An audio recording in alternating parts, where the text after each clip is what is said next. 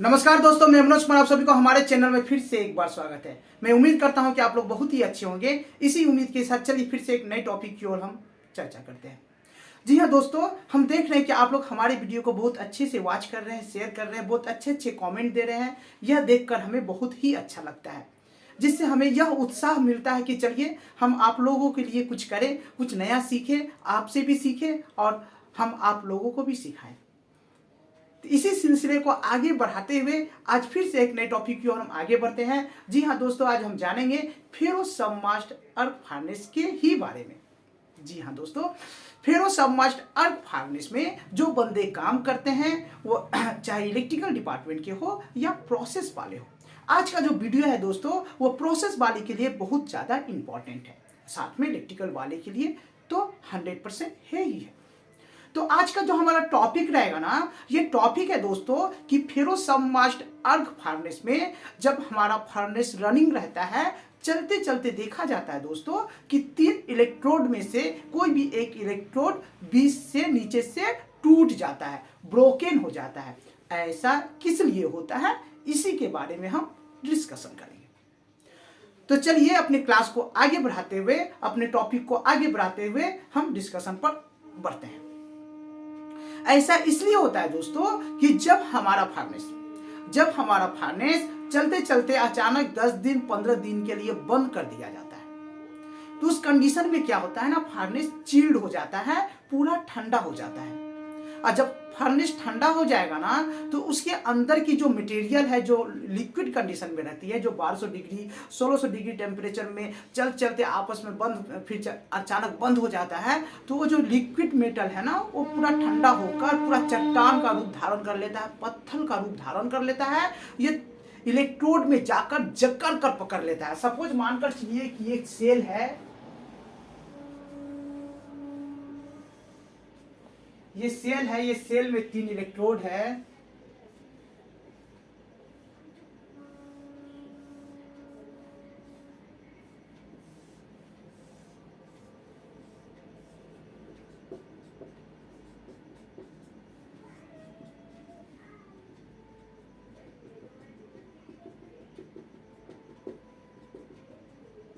ये 3 इलेक्ट्रोड है दोस्तों। जब मटेरियल इसमें गलता है ना, चारों तरफ से मटेरियल तो भरा रहता है, लगभग हमारा इलेक्ट्रोड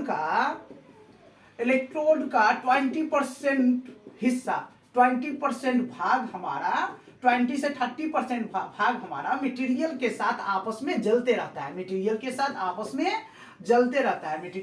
आपस में जलते रहता है ना। तब ये जब रनिंग कंडीशन में रहता है तो मटेरियल क्या लिक्विड कंडीशन में रहता है, तीनों इलेक्ट्रोड ऑपरेशन होता है अपना कनेक्टिविटी के हिसाब से अर्थिंग होता है और मटेरियल को प्रोसेस कर बनाकर बाहर निकाल देता है।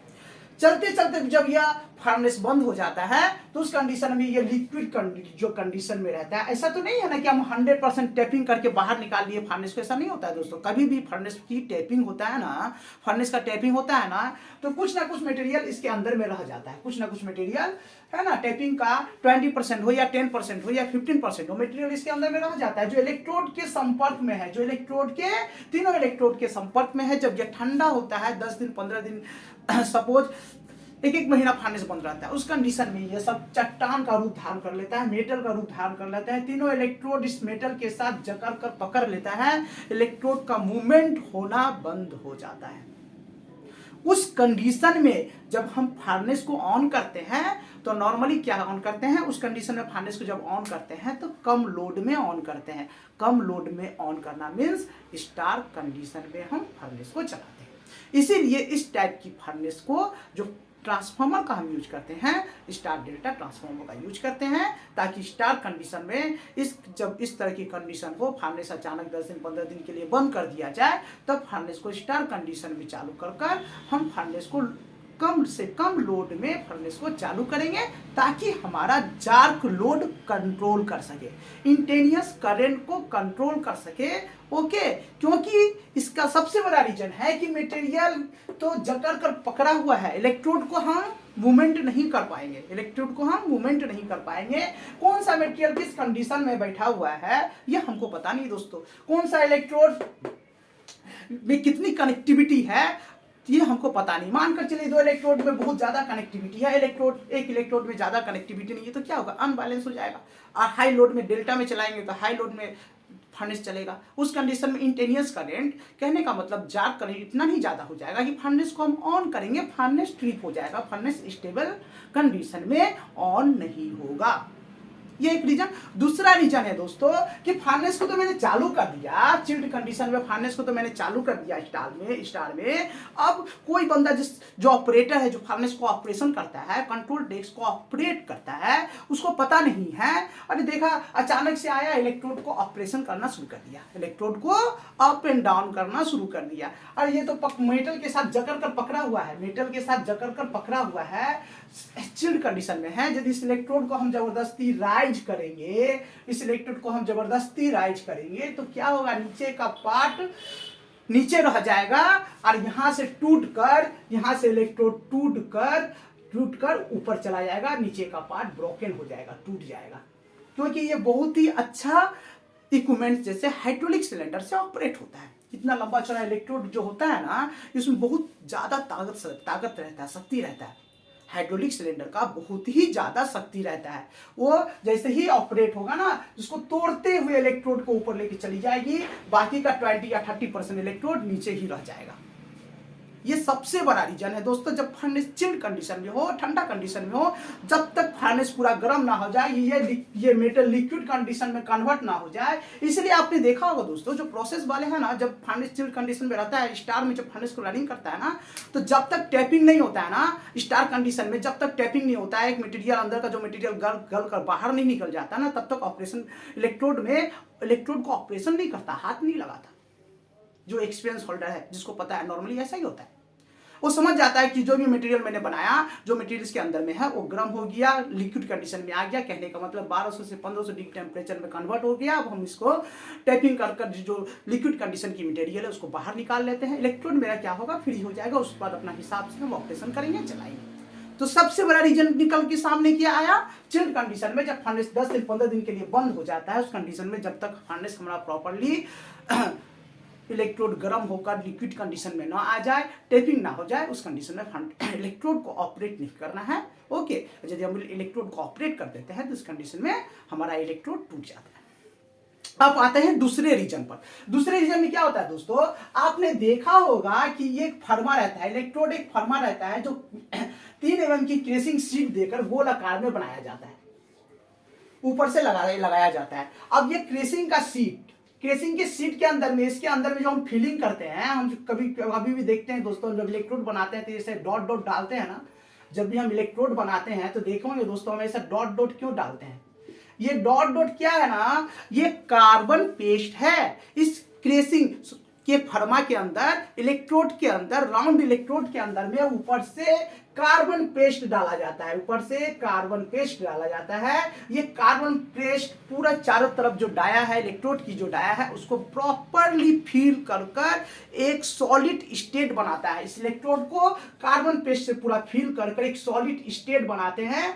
ओके, ये कार्बन पेस्ट कोई भी कारणवश यदि प्रॉपरली फील नहीं हुआ, ये कार्बन पेस्ट कोई भी कारण इस फर्मा में, इस इलेक्ट्रोड की फर्मा में कोई भी कारणवश प्रॉपरली चारों तरफ से सॉलिड नहीं हुआ, फीलिंग नहीं हुआ, तो क्या होगा। सपोज ये कार्बन पेस्ट मानकर चलिए कि यहाँ पर थोड़ा सा गैप हो गया है, इस एरिया में ऐसे करके गैप हो गया, इतना ही, तो ये क्या होगा, ये नीचे वाला हिस्सा पूरा पतला हो जाएगा। और नीचे वाला हिस्सा जैसे ही पतला हो जाएगा, यहाँ पर हम क्या कनेक्टिविटी रहता है, कॉन्टेक्ट क्लेम कनेक्टिविटी रहता है, ये पूरा प्रेसिंग कंडीशन में रहता है। इससे सबसे पहला प्रॉब्लम तो क्या होगा, जब यही यहाँ का हिस्सा पतला हो जाएगा तो इलेक्ट्रोड तो टूटेगा ही टूटेगा। अब दूसरा रीजन सामने निकल कर सामने आएगा दोस्तों, ये जो कॉन्टेक्ट क्लेम द्वारा हम सप्लाई चार्ज कर रहे हैं इलेक्ट्रोड में, कॉन्टेक्ट क्लेम द्वारा जो सप्लाई हम चार्ज कर रहे हैं इलेक्ट्रोड में, यहां पर लूज कनेक्टिविटी हो जाएगा, हमारा इक्विपमेंट्स भी डैमेज हो जाएगा। जैसे ही इलेक्ट्रोड के साथ कॉन्टेक्ट क्लेम का लूज कनेक्टिविटी हो जाएगा, एक स्पार्किंग जनरेट होगा, बहुत ज्यादा अर्किंग स्टार्ट होगा, जिसके वजह से हमारा इक्विपमेंट्स भी डैमेज हो जाएगा। इलेक्ट्रोड तो टूटेगा ही टूटेगा, साथ में जो हमने इलेक्ट्रोड में जो इक्विपमेंट्स के द्वारा सप्लाई चार्ज करके रखा हूं, वो इक्विपमेंट्स भी डैमेज हो जाएगा।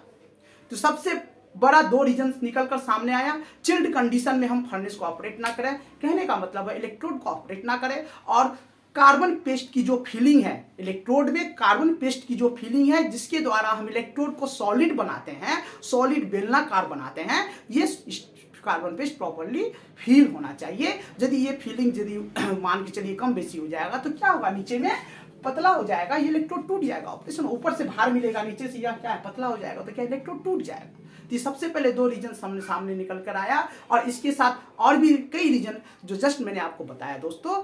तो इस तरह से 2 रीजन है इलेक्ट्रोड टूटने का।